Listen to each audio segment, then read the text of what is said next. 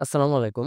প্রিয় দর্শক ও ভাই বোনেরা, আপনারা দেখছেন জিসিসি নিউজ 24। আজকে ভিডিওটি অত্যন্ত গুরুত্বপূর্ণ, বিশেষ করে তাদের জন্য যারা সৌদি আরবে অবৈধভাবে অবস্থান করছেন অথবা যাদের ভিসা বা আকামার মেয়াদ শেষ হয়ে গিয়েছে। সৌদি সরকারের পক্ষ থেকে সম্প্রতি ঘোষণা এসেছে আউটপাস বা সাধারণ ক্ষমা নিয়ে। পাশাপাশি এসেছে বেশ কিছু নতুন শ্রমনীতি ও ভিসা সংক্রান্ত গুরুত্বপূর্ণ পরিবর্তন। চলুন তাহলে বিস্তারিত জেনে নিই।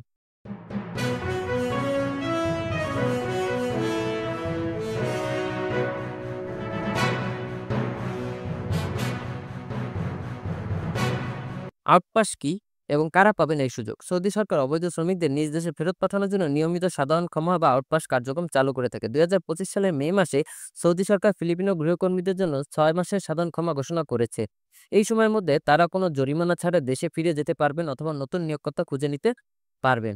যদিও বাংলাদেশের জন্য সরাসরি ঘোষণা এখনো আসেনি, তবে বাংলাদেশ দূতাবাস সৌদি সরকারের সঙ্গে সমন্বয় করে অনেক সময় প্রত্যাবাসনের ব্যবস্থা করে থাকে। তাই যারা অবৈধ অবস্থায় আছেন দয়া করে নিজ দেশের দূতাবাসের সঙ্গে যোগাযোগ করুন। আউটপাসের নিয়ম ও শর্তাবলী। আউটপাস সবসময় খোলা থাকে না। একটি নির্দিষ্ট সময়ের জন্য ঘোষণা করা হয়। সাধারণ ক্ষমা চলাকালীন সময়ে কোনো জরিমানা ছাড়াই দেশে ফেরা যায়। নির্দিষ্ট কাগজপত্র জমা দিতে হয়, যেমন পাসপোর্ট, জাতীয় পরিচয়পত্র ইত্যাদি। তবে সময় শেষ হলে সৌদি আরবের আইন শৃঙ্খলা বাহিনী অবৈধ শ্রমিকদের বিরুদ্ধে ধরপাকড় শুরু করে। তাই সময় থাকতে ব্যবস্থা নেওয়া সবচেয়ে বুদ্ধিমানের কাজ। ২০২৫ সালের নতুন শ্রমনীতি ও কর্মসংস্থানের পরিবর্তন। সৌদি আরবের সম্প্রতি বিভিন্ন গুরুত্বপূর্ণ শ্রমনীতি ও বিষয় পরিবর্তন ঘোষণা করেছে, যা নতুন ও পুরাতন উভয় কর্মীদের জন্য প্রযোজ্য। নতুন ওয়ার্ক পারমিট শ্রেণীবিন্যাস: হাই স্কিল্ড, স্কিল্ড এবং জেনারেল ওয়ার্কার। এই যে তিন দক্ষতা, শিক্ষাগত যোগ্যতা, বয়স, অভিজ্ঞতা, দক্ষতা ও বেতনের ভিত্তিতে এই শ্রেণী নির্ধারণ করা হবে।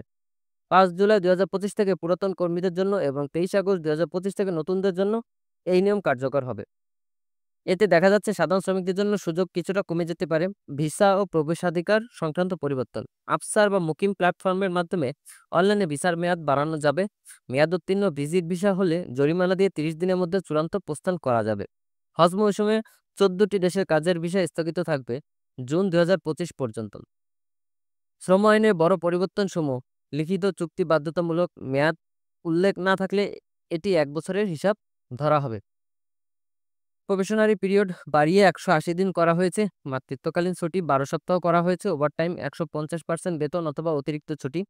চাকরির পরিবর্তন নির্দিষ্ট শর্তে নিয়োগকর্তার অনুমতি ছাড়াই সম্ভব। শেষ সেবার সুবিধা: গ্র্যাচুইটি, যেমন প্রথম ৫ বছরে ১.৫ মাসের বেতন, এরপরে প্রতি বছর ১ মাস করে। কর্মস্থলে বৈষম্য নিষিদ্ধ। লিঙ্গ, জাতি, ধর্ম, বয়স, বৈবাহিক অবস্থা এগুলো নিষিদ্ধ। আপনার করণীয় কি? যদি আপনি এখন সৌদি আরবের অবৈধ অবস্থায় থাকেন, দ্রুত নিজ দেশের দূতাবাসে যোগাযোগ করুন। যদি আউটপাস পাওয়া যায়, সময় থাকতে আবেদন করুন। যদি বৈধভাবে অবস্থান করতে চান, তবে নতুন শ্রমনীতির সঙ্গে নিজেকে মানিয়ে নিতে হবে। শেষ কথা, সৌদি আরব বর্তমানে অভিবাসী অবস্থায় আধুনিকায়ন আনছে। এই সুযোগ আমাদেরকে আইন মেনে চলতে হবে এবং নিজের ভবিষ্যৎ সুরক্ষিত করতে ঠিক সিদ্ধান্ত নিতে হবে।